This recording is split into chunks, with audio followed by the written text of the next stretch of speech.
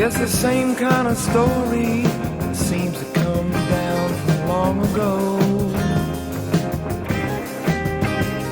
Two friends having coffee together when something flies by their window.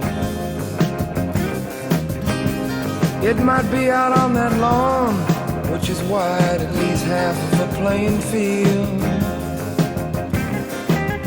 Because there's no explaining what your imagination can make you see and feel.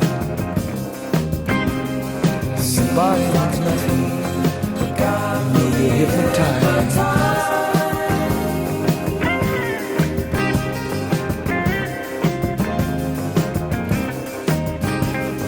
Now it's not a meaningless question to ask if they've been and gone. I remember a talk about North Carolina in a strange, strange poem.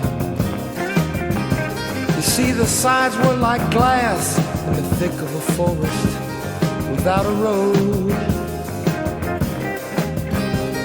And if any man's hand ever made that land, then I think it would have showed. And that's why it seems like rain